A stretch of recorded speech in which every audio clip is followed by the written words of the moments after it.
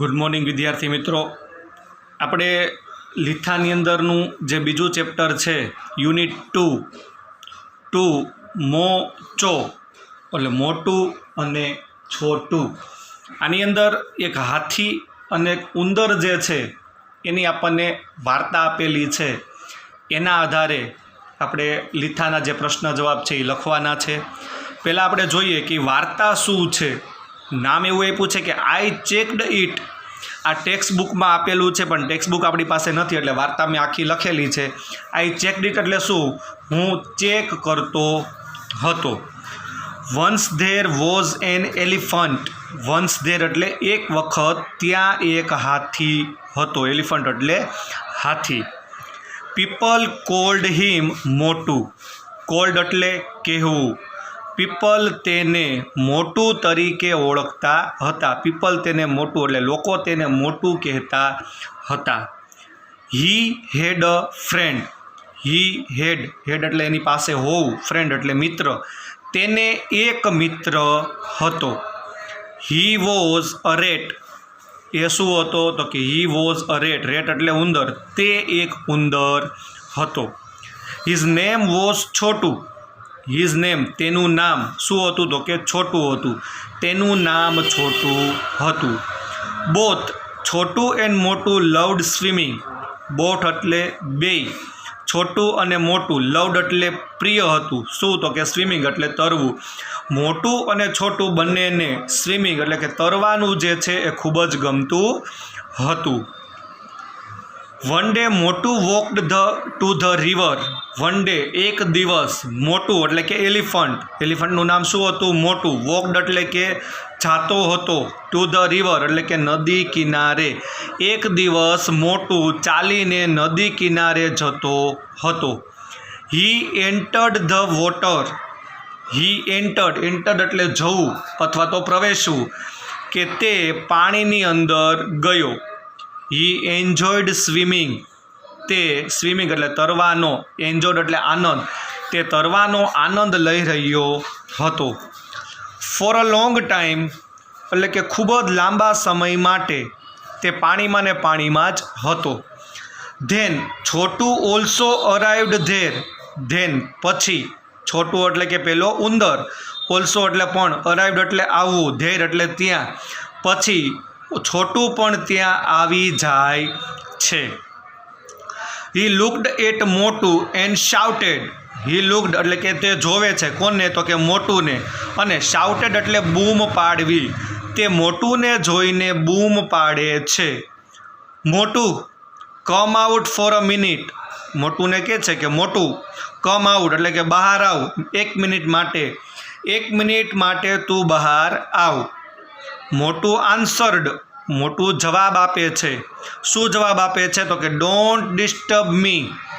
મને તું હેરાન કર નહીં. I will not come out. Let me swim. I will not come out. હું બહાર આવીશ નહીં. Let me swim. અત્યારે મને તરવા દે. અત્યારે મને નાવાની મજા લેવા દે. Chhotu shouted again. Chhotu again એટલે ફરીથી. છોટું ફરીથી બૂમ પાડે છે. કમ આઉટ સૂન. સૂન એટલે જલ્દી. જલ્દીથી બહાર આવ. I say. Motu said no I want. Chhotu shouted again ફરીથી બૂમ પાડે છે. કમ આઉટ સૂન. આઈ સે. મેં કીધું ને. આઈ સે એટલે શું? મેં કીધું ને તું ઝડપથી બહાર આવ. મોટું સેડ. મોટું કહે છે નો આઈ વોન્ટ. ના, હું બહાર આવીશ નહીં.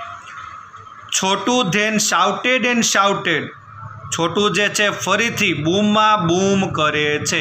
શાઉટેડ એન્ડ શાઉટેડ એટલે બૂમા બૂમ કરવી.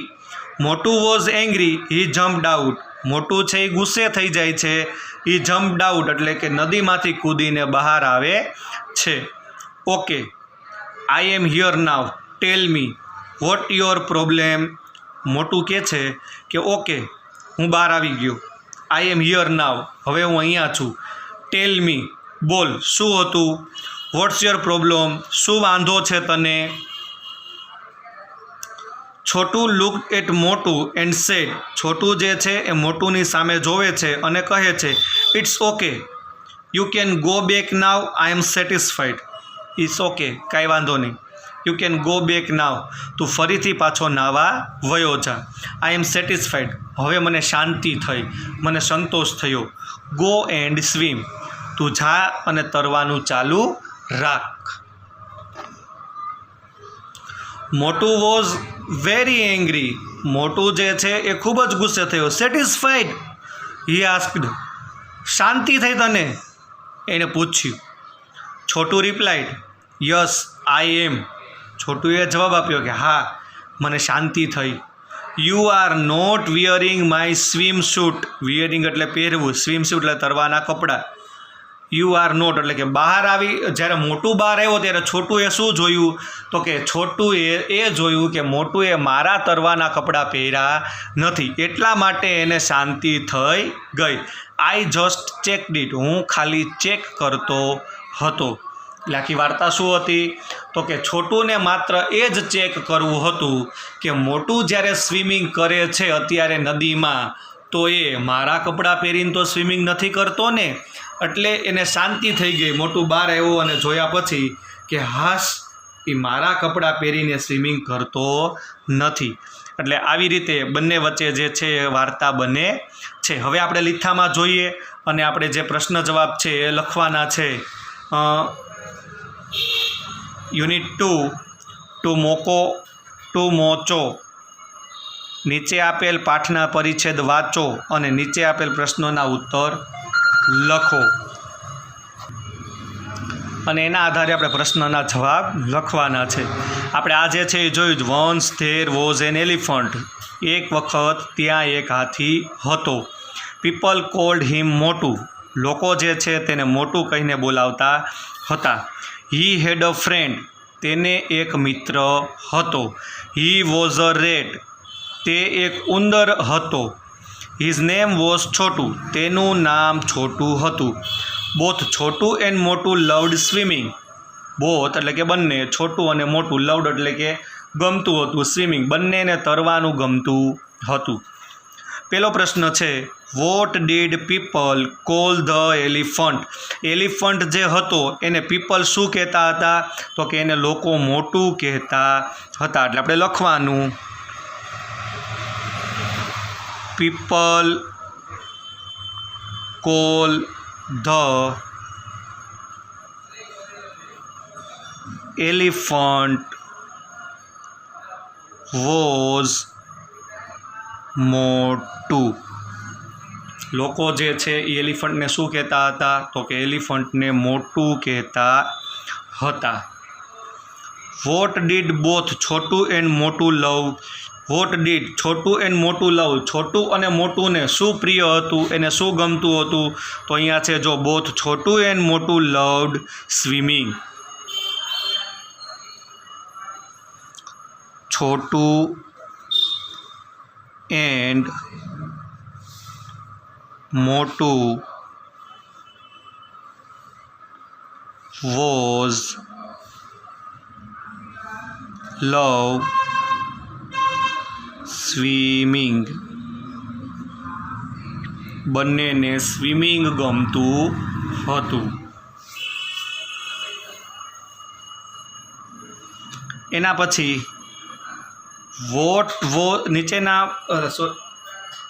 નીચેના પ્રશ્નોનો સાચો વિકલ્પ જે છે એ લખો. વોટ વોઝ મોટું, મોટું શું હતો, તો કે એમાં બે જ વ્યક્તિની વાત છે, એક ઉંદર અને એક હાથી. એમાં હાથીનું નામ જે છે મોટું હતું અને ઉંદરનું નામ જે છે છોટું હતું. તો આમાં શું આવશે, તો કે મોટું વોઝ એન એલિફન્ટ, એટલે એમાં જવાબ આવશે સી.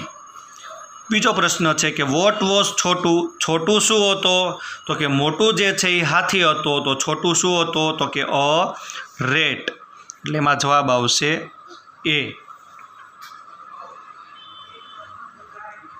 એના પછી બીજો પેરેગ્રાફ છે, વન ડે મોટું વોકડ ટુ ધ રિવર. આ આપણે જોયું કે એક દિવસ મોટું જે છે એ ચાલીને નદીએ જાય છે. હી એન્ટર્ડ ધ વોટર, તે પાણીની અંદર જાય છે. He enjoyed swimming for a long time, કે એ એન્જોયડ એટલે આનંદ માણવો, સ્વિમિંગ એટલે તરવાનો, લોંગ ટાઈમ એટલે લાંબા સમય માટે, કે તે નદીની અંદર લાંબા સમય માટે તરવાનો આનંદ લે છે. Then Chhotu also arrived there, then એટલે પછી, છોટું ઓલ્સો અરાઇવ્ડ એટલે આવી પહોંચવું, ધેર એટલે ત્યાં, પછી ત્યાં છોટું પણ આવી પહોંચે છે. હી લુકડ એન્ડ મોટું એન્ડ શાઉટેડ. હી લુકડ એટલે કે તે જોવે, કોને? તો કે મોટુંને.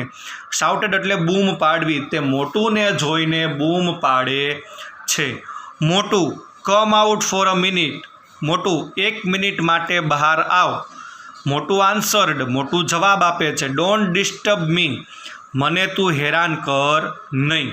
આઈ will not come out let me swim. હું બહાર આવીશ નહીં, અત્યારે મને તરવાનો આનંદ લેવા દે. પ્રશ્ન પહેલો, who went to the river one day. કોણ એક દિવસ નદીએ જાય છે? તો કોણ જાય છે? મોટું જાય છે. તો લખવાનું મોટું vent to the river one day. મોટું એક દિવસ નદીએ જ ગયો હતો. બીજો પ્રશ્ન છે, વોટ ડીડ છોટું શાઉટેડ. છોટું જે છે એ રાડ પાડીને શું કહે છે? તો લખવાનું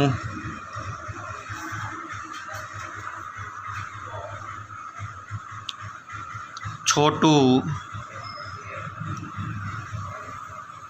shouted. Motu come out for a minute. Chhotu શું બૂમ પાડે છે? તો કે Motu come out for a minute. 1 minute માટે તું બહાર આવ.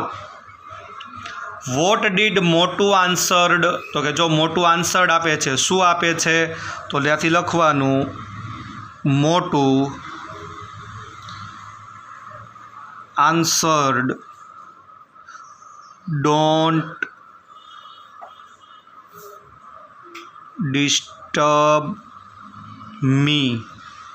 મને હેરાન કર નહીં.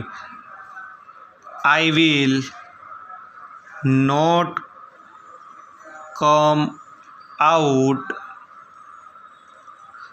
Let me swim.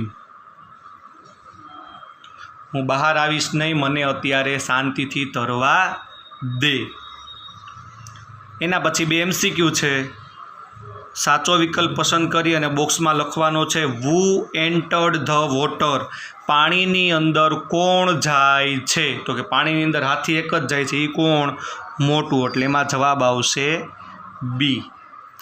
એના પછી વોટ ડીડ મોટું enjoy four a long time. મોટું જે છે એ લોંગ ટાઈમ માટે શું એન્જોય કરે છે? તો કે શાઉટિંગ, ડાન્સિંગ, જમ્પિંગ નહીં, પણ શું એન્જોય કરે છે? સ્વિમિંગ. એટલે એમાં જવાબ આવશે એ. ક્લિયર? આટલું જે છે એ તમારે તમારા લિથ્થામાં લખવાનું છે અને સાથે સાથે યાદ પણ રાખવાનું છે. આવતીકાલે ફરીથી આપણે વિજ્ઞાનના લેક્ચરમાં મળશું. એક દિવસ વિજ્ઞાન, એક દિવસ અંગ્રેજી, એ રીતે જે છે આપણે આગળ વધવાનું છે. ઓકે, આવજો વિદ્યાર્થી મિત્રો.